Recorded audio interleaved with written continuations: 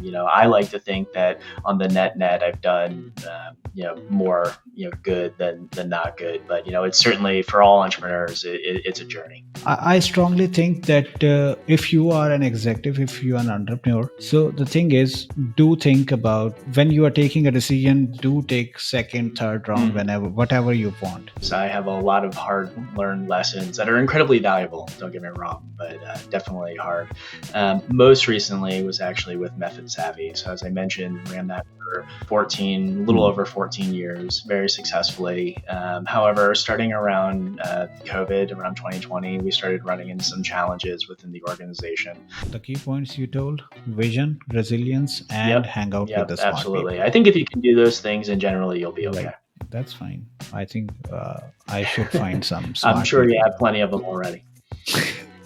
Yeah, I do. I do have. That is Yep, why I yep. call them star players. I think the hardest part, particularly being a earlier stage company, is there's a lot of advantage to having the same brains in the room at the same time because you just pick up on a lot of context that like you don't necessarily need to have Right. conversation around. And this is true on kind of any smaller close knit team. Even if you have a in-house marketing team of 4 or 5 people.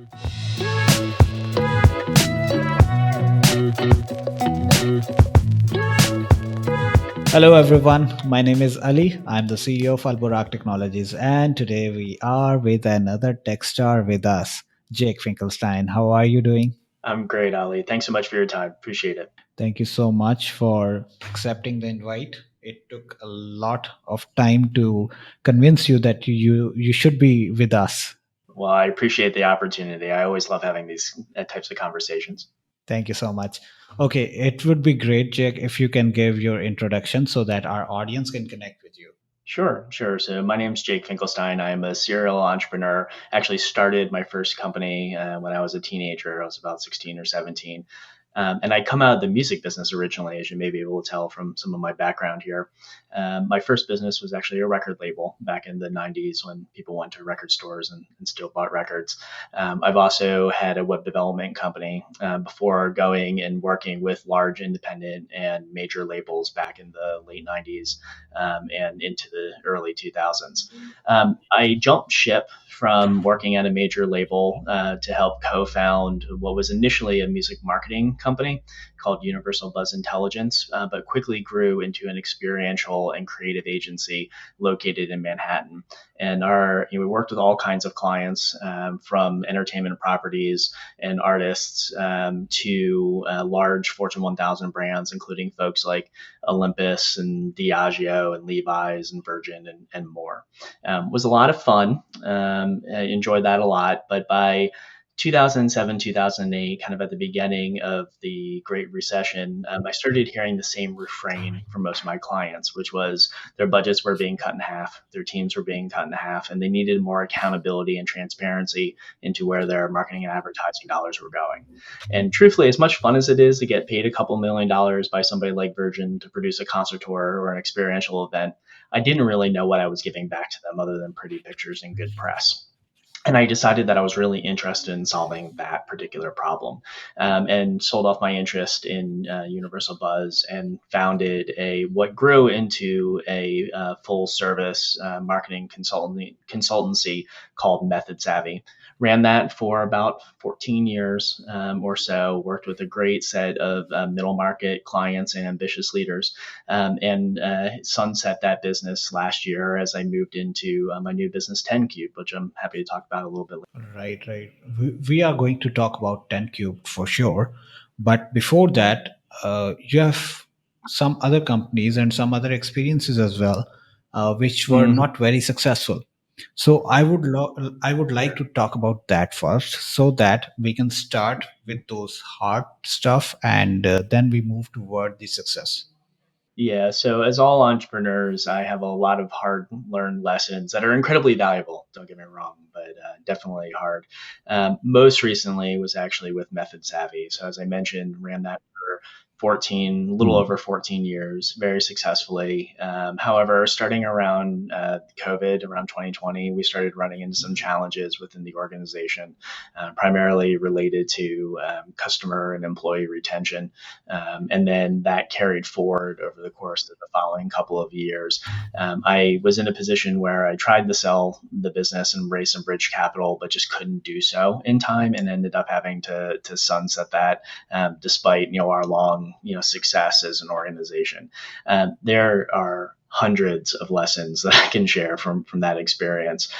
Probably, yeah, Go ahead. We have a lot of time. Go ahead. probably the biggest is, when you're an entrepreneur, you're naturally optimistic in kind of your worldview, because we have to be, right? Like, we believe in our visions, we believe in doing things that other people think are really hard or difficult, and we're dumb enough not to know better, right? We believe that we can be done.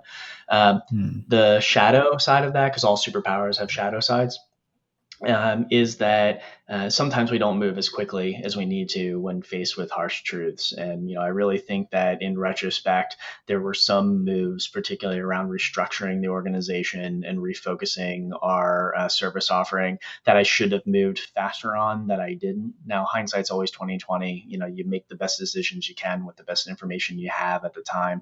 But I think that was a very big lesson to learn. Another lesson learned, and again, this was a more established business, so certainly not on the startup side by the time this occurred.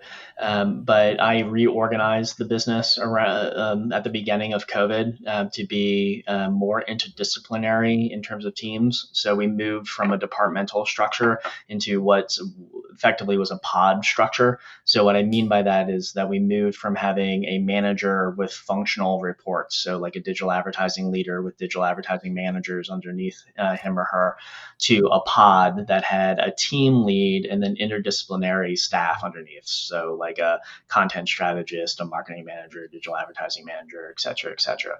I moved too fast on that reorg, and it really caused a lot of disruption in the organization, and I didn't see it at the time.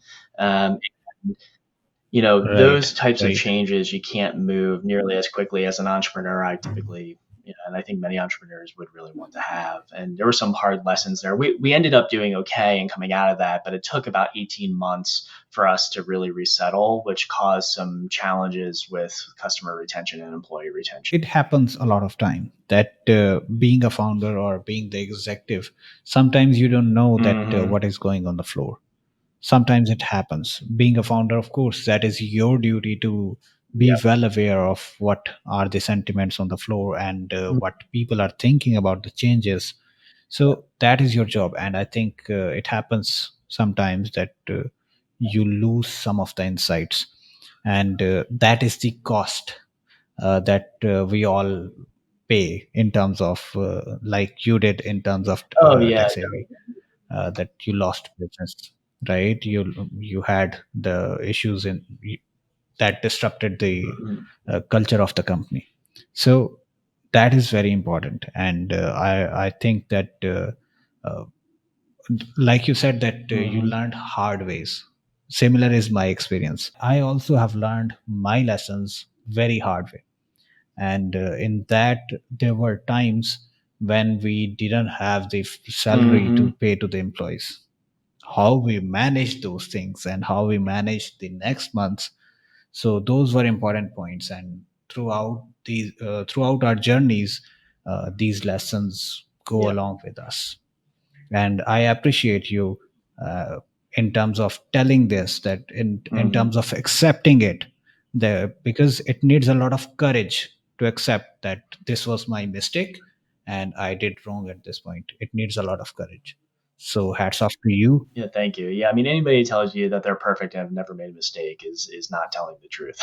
So there's Yeah, of yeah, course, of there's course. plenty of them that I've made over the years, and many of them you learn from quickly and you do better. I like to think that on the net I've done more good than not good, but it's certainly for all entrepreneurs it's a journey. I strongly think that v- if you are an executive, if you are an entrepreneur, so the thing is, do think about, when you are taking a decision, do take second, third round, whenever, whatever you want. Hmm. Do think X many times you want. Yep. But once you take the decision, own it, implement it, right? Hmm. If it was a right decision, own it. If it was a wrong decision, own it. Hmm. Own your mistakes as well. Yep. So that is what makes you a man of character, Hmm. or that is what makes you, yeah, you can say, a right person to lead, Yep. when you can accept that you were wrong at that Yep. point. And the most important point is, have you learned something from that or not? Yep. If you have learned, that means it was worth it. If you have not learned, then it was wasted and you should do something Yeah, else. yeah, I 100% agree. There's leadership by example that's in there, and I expect that from all my team Yeah, members too, regardless of the company that I've been operating. That they're humans, they're going to make mistakes, and I want them to be able to speak up about of them, course. own them, and the only way to encourage them to do that from a cultural standpoint is to do it yourself. I always tell to my people that it is okay to do mistakes, Hmm. but it is very important that you learn from it. Absolutely. You come to me at any point of time and tell me that this is the stuff you have done wrong, right? I'll say nothing. I'll accept that. Yep. The most recent example I can give is, when some of my team member goes and talks to somebody, some lead potential client, right? Sometimes they are afraid. So what I do is I tell them, "What do you think? Is he our client?" He says no. I say, "What is the max you can lose?" Hmm. He says nothing, because he's not our client, Yep. right? I say that if you get success, you get a client. If you lost that particular meeting or particular discussion, you lose nothing. Yep. Go attack him. Yep. Yep. Whatever happens, happens. Yep. Leave it. And from this, their confidence goes this high. Mhm. And then they go attack, crack the deals. Yeah, yeah, that is great advice, and I think that a lot of people like external validation, and that what's much more important is understanding who you are and what drives you. And if you can really plug into that, then you're able to have thoughtful conversations with prospects or customers, and Yeah. really be value driven in helping them, even if that means that you recognize that you can't help them, and you really should be encouraging them to work with a different partner. Because people take a lot of pressure of that. Hmm. That he's a potential client, he's a customer, and they go in the pressure and they are like, easily, you can say, lamb, Hmm. right? They're ready to be slaughtered. So I tell them that don't worry, go attack Yeah, and see what happens. yeah, that's great That's it. advice. Let's move forward until we keep discussing the same point again and again. You talk about retention of the Mhm. employees, and you face that problem as well. So, what do you think was the most important point? Why you were not having retention in during the COVID, or during the structural changes in the company? Yeah. Why that was happening, right? And what are the things you have improved in 10 cubed that has helped you in better retention? Yeah, so I think there's a couple of things, and some of this comes through hindsight. First and foremost, we were just underpaying people, and we didn't recognize that we were. The Hmm. reason is that we weren't doing Okay. compensation studies. Now we were not getting complaints about it, but what happened is the market moved. We started seeing Yeah. competitors, or non-direct competitors come in, and offer our people significantly more than what we were paying them, and we weren't fast enough to recognize that we needed to compensate our team to a higher degree. Now, we learned that, we did compensation studies, we licensed some tools that allowed us to better understand what market rates are so we can move people up. But I really wish I came to that about 6 to 9 months earlier than I really did. Right. The second issue was around the reorganization. I think that it felt very disruptive to some people on the team, and we had nothing but good people. I mean, I want to be really clear about that. But I think that we didn't have as much alignment as I ideally wanted, and because of that, some people just felt like their skills were better suited at a different home because they had a different structure that they enjoyed more. The way that we dealt with that was to have high level of conversation. So I went through and did what are called skip levels. I talked to every single manager on the team and all of their direct reports multiple times over about 6 months, and just went on a listening tour. I wanted to understand what their concerns were, where they saw opportunity, where they saw challenges, what they loved, what they really didn't like at all. So we could organizationally make investments to do more of the good and less of the challenging work. That really helped us to stabilize our operations, but again, it took about 6 to 9 months more than we really wanted to. I think lastly, the thing that happens when you have some retention issues is there's this little bit of self-fulfilling prophecy that comes to it. So when, people work with people, people don't work with companies. And when it comes down to it, there's close bonds between friends on these teams. So it made it a little bit easier for people to leave. As we got that to be stickier and we really listened to people and adjusted compensation and got people to stay, it was much easier to kind of stop the tide of that turnover. The most important point I got from the conversation is people work with people, not with the companies. Mm-hmm. That is very important insight. And when we are talking about this, I think when you talk about the finances during the COVID, there was a very swift change in the finances, Mm-hmm. and salaries went, I would say, 2x or something within no time period. Yep. So it was a challenge for all of the companies, all the small and medium organizations, especially Yep. because large companies were spending a lot of money on the resources, Mm-hmm. and it was very fast. I won't say that it was your fault, or you you knew it later, or you realized it later. I won't say that, because I remember that was very fast. Mm-hmm. Salaries were going 2x or something like that. So that was a challenging period for all of the companies all around the globe. Oh yeah, and I talked to a number of friends that are entrepreneurs, run their Yeah. businesses around that time, and they certainly ran into that problem. I think that the thing that I really want to own was really paying attention to where the compensation was moving. Instead it Mm. became a lot more of, well, this is the way that we've always done this, so we're going to continue to do it this way. Instead of saying times are changing, we want to make investments in really great people, even if that means we hire fewer people for the next 6 months or 12 months. It's much better to invest in the A players that you have than to watch them turn over and try to get new A players on the team, Yeah. because that turnover Yeah. is I expensive. agree with that. So I think that, yes, I most certainly wasn't alone, and even in the learning lesson there, I wasn't alone. But a Mm. challenge, still something to learn from, and I think we're doing a much better job of it. Now, certainly at 10 Cube than I did then, but also through the remaining history of Method Savvy, we made investments to do better. Right, right, right. I agree with that. And it was very important journey as well. So now let's talk about 10 cubed, Hmm. right? What you are doing in 10 cubed, what kind of services you're providing. Please let us know about that. Great, thank you. Well, 10 Cubed is a digital marketing company that combines a automation and AI toolkit that we've developed with hands-on services to help small and medium-sized businesses grow and thrive. So we operate in 8 digital practice areas, from campaign strategy and some brand strategy work to digital advertising, social media, content marketing, search engine optimization, and kind of all points in between. In addition to our technology platform, one of the other things that makes us different is we operate as a subscription service. So it's one flat monthly fee, pause or cancel at any time with an unlimited amount of requests and priorities that can be worked on. We just work on them in one at a time. So it's a great model that we got a lot of really productive feedback from our clients on.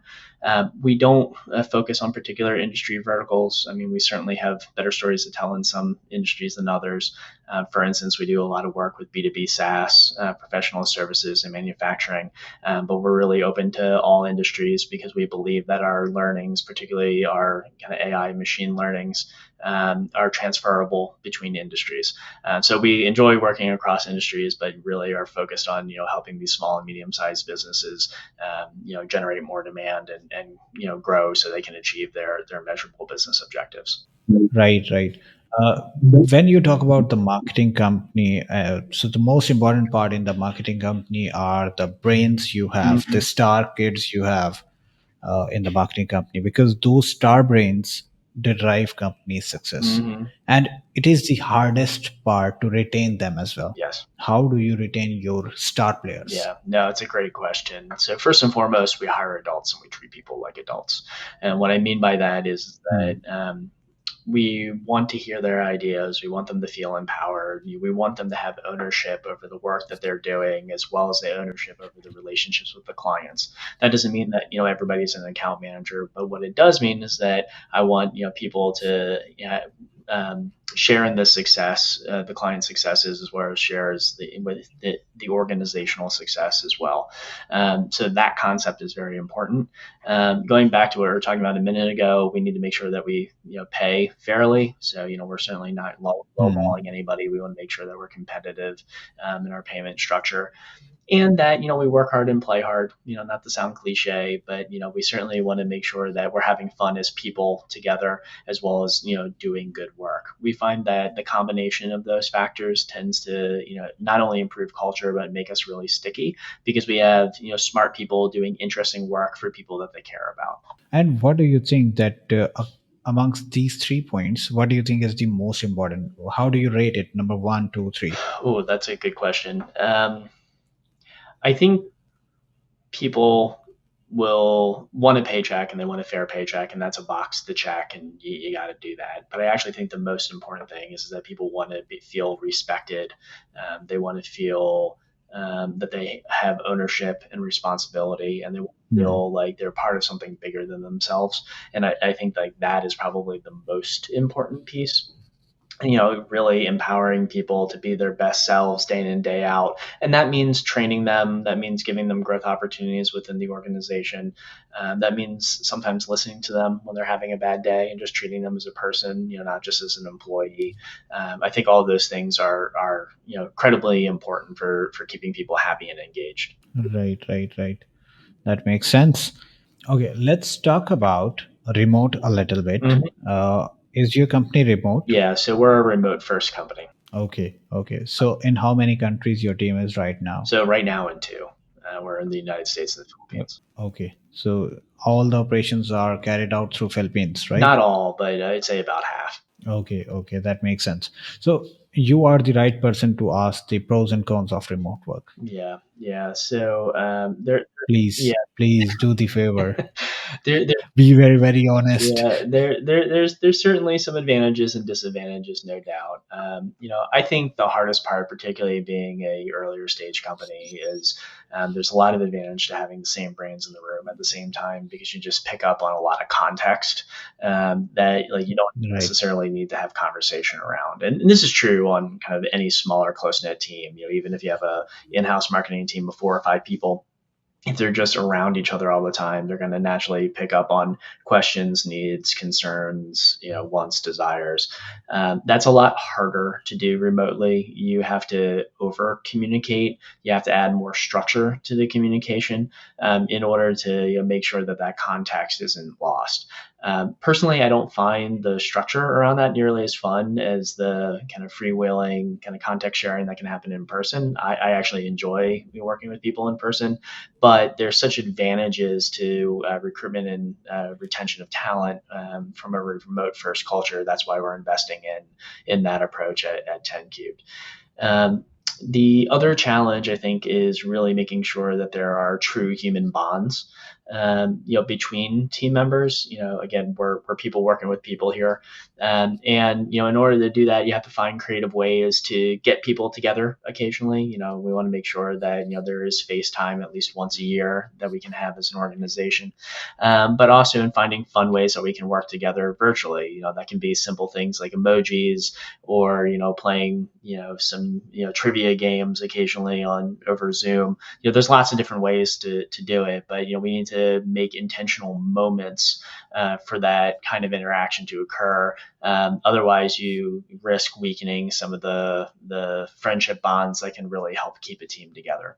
I think one of the other advantages is that you're dealing with a broader talent set. So sometimes when you're focused only geographically, it can be really hard to fill a particular type of role, specifically if they have a very targeted skill set.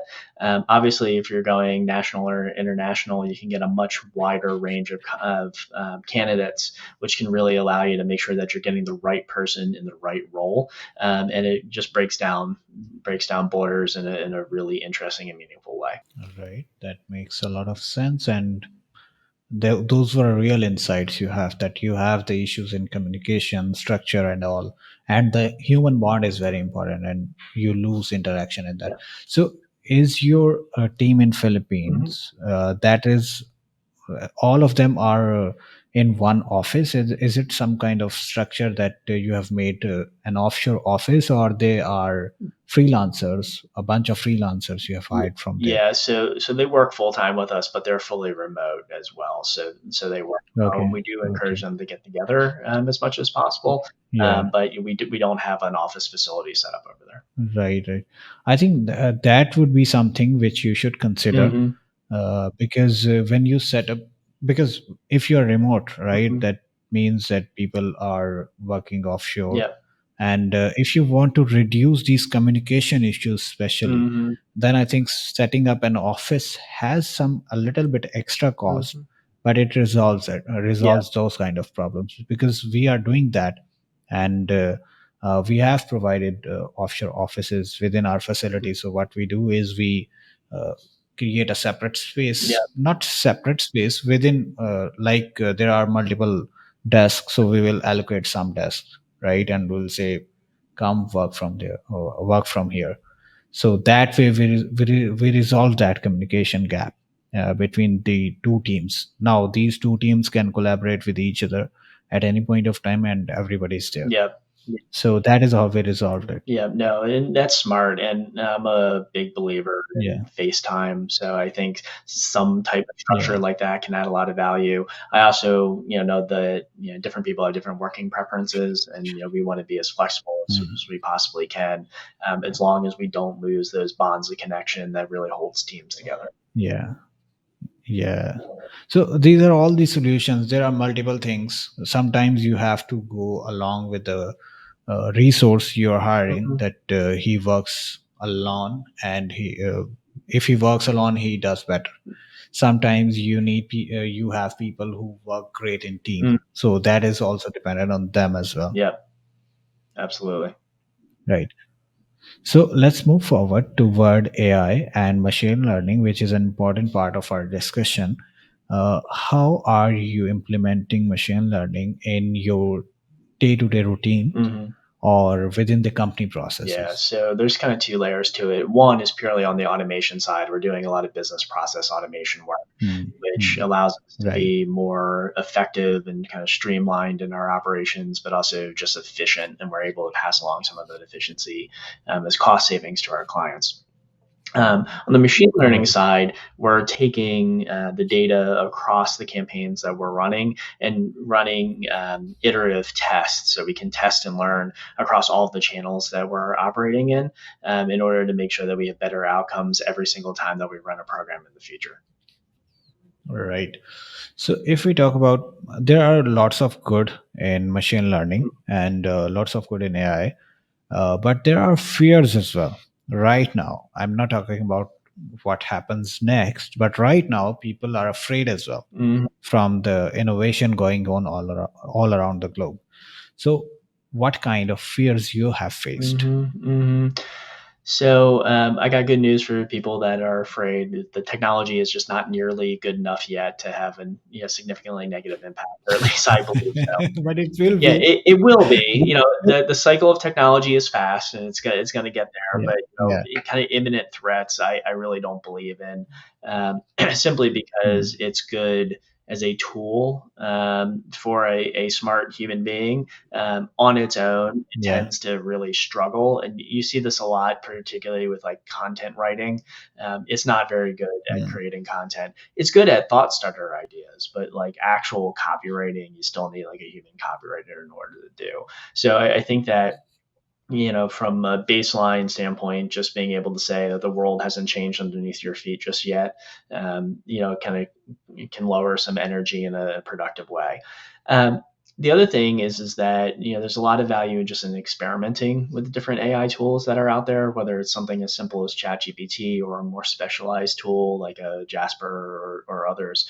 And what these and kind of variety of tools can do really well for people is augment their activities and help them either improve the quality of their work or more often kind of speed up the work that they do. So a good example of this is in the search engine optimization space. We have writers right now that when they work on content, not only are they leveraging AI tools to give them ideas based on keyword research, but they're using grading tools as they're writing to make sure that the SEO content they're creating is friendly for search engines. So I think that looking at this technology more as a tool set for humans can really empower people in order to use the technology in a way that is going to be beneficial to them and the businesses that they're serving. Right, right. I use the word AI enabled human resource for that. Mm-hmm.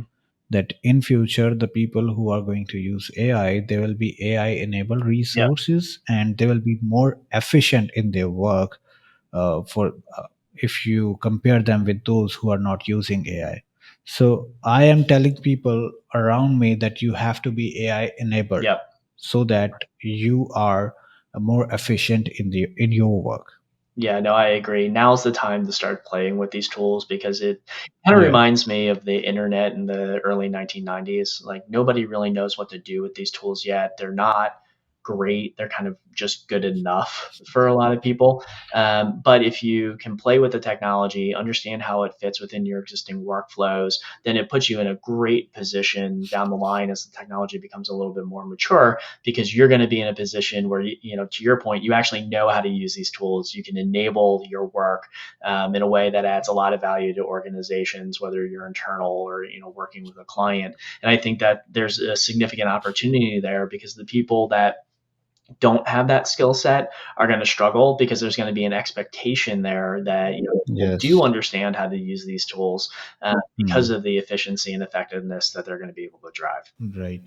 And in the end, we are in the last section of our discussion. So in the end, I would like to you to give some advice to the aspiring entrepreneurs who are watching your episode, and you should tell them what needs to be done for themselves in order to get success and what is not to do. Okay. Oh, that's it. So I gotta.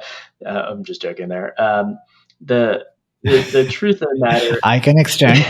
I can extend, but it will be very boring because our conversation is very technical. We could teach a master class on this kind of stuff, but to sum it up very shortly here, um, I think first and foremost, there's a lot of power in being dumb enough not to know better. That when somebody tells you no, you can't, being able to really understand who you are and believe in your vision is a superpower.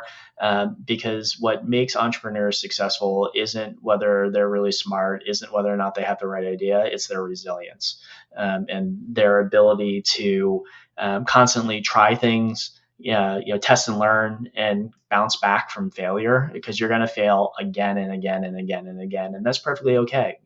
There's no shame in failure. In fact, I don't even really believe in the word failure because I think the only time you fail is when you stop. So, for any aspiring entrepreneur, I think the most important thing is to really understand yourself and what drives you, and be really enthusiastic about what you're trying to create in the world.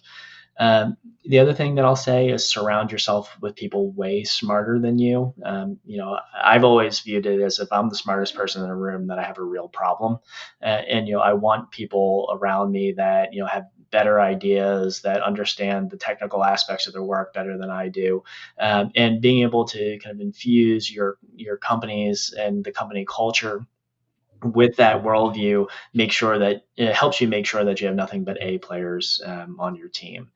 The other thing that I'll say is from a kind of capital structure standpoint, really understand the impact of on an organization of if you're raising money, the kinds of VCs that you're bringing in, as well as the kind of relationship that you have with those VCs versus debt raising. Banks are great as a way to get kind of leverage capital, so that way you can make strategic investments in team, technology, or other kinds of assets. But it comes at a cost, and that there's some real risks that are associated with that. There's also risks associated with raising VC money if you need to. I've always been a big fan of if you can bootstrap it, bootstrap it. But there's many reasons that organizations can't do that, whether they want to move faster or they simply have an idea that's going to require more capital. So my point there is just to be very thoughtful about how you're structuring your cap table or your balance sheet, because that's going to put you in a better position to be resilient should times ever get tough. Right. So the key points you told: vision, resilience, and hang out with the smart people. Yep, yep, absolutely. I think if you can do Right. those things, and generally you'll be okay.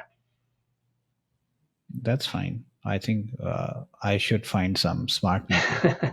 I'm sure you have plenty of them already. Yeah, I do. I do have. That is why I call them star Yep, players. yep, that makes a lot of sense. Right. Okay. Yeah. Thank you so much, Jake, for joining us. It was amazing to talk to you. And I hope the people who are watching the episodes are also learning from us. And I would like to thank Yeah, you. thanks so much for having me. It's been an honor and a pleasure. Thank you. Thank you so much for watching the episode. Keep watching, subscribe us so that we can keep bringing more tech stars to your screen.